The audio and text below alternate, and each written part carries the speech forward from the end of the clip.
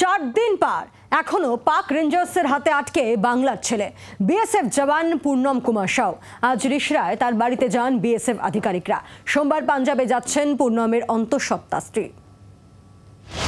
পহেলগাঁওয়ে জঙ্গি হামলার পরদিন অসাবধানতাবশত আন্তর্জাতিক সীমান্ত পেরিয়ে পাকিস্তানে ঢুকে পড়েন বাংলার বিএসএফ জওয়ান পূর্ণম কুমার সাউ।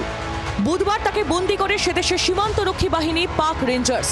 সেই থেকে উদ্বেগ উৎকণ্ঠায় হুগলির রিষড়ার পূর্ণমের পরিবার। রবিবার রিষড়ার কালীতলায় পূর্ণমের বাড়িতে যান বিএসএফ আধিকারিকরা। তার মা বাবা ও তার স্ত্রীকে আশ্বস্ত করে জানান পূর্ণমকে ছাড়াতে সব রকমের চেষ্টা চালাচ্ছে ভারতীয় সীমান্তরক্ষী বাহিনী। এই মুহূর্তে আমরা দেখতে পাচ্ছি যে বিএসএফ এর আধিকারিকরা তারা এসেছেন, সিও এসেছেন এবং তারা এসে তার পরিবারের সদস্যদের সাথে কথা বলছেন। তার বাবা মা এবং তারা যারা পরিবারের সদস্য তার স্ত্রী তারা রয়েছেন তাদের সঙ্গে কথা বলছেন।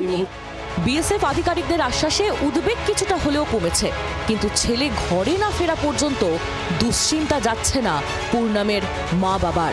তাড়াতাড়ি চাইছি কি আমার ছেলে রিটার্ন ইন্ডিয়া এসে যায়। এখন তো ছেলে যাই হোক, আমি তো কিছু নেই, আমি শুনলাম কি এখন ভালো আছে, সান্ত্বনা দিল, ছেলেটা ভালো আছে। আমি ओके अंडरग्राउंड रखे थे, पाकिस्तान ओके अंडरग्राउंड रखे दिए। हम लोग को तो कुछ खबर नहीं है, वहाँ से तो फोन आया रहा, लिख के बात हुआ। आज फोन लगा है तो फोन नहीं उठाता है।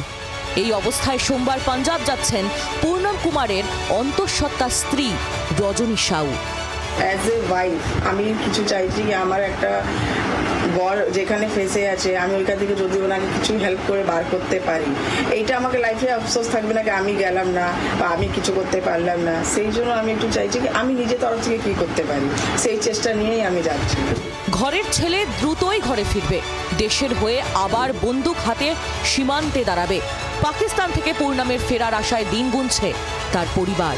ক্যামেরায় জয়ন্তর সঙ্গে পিয়ালির রিপোর্ট, জি 24 ঘন্টা।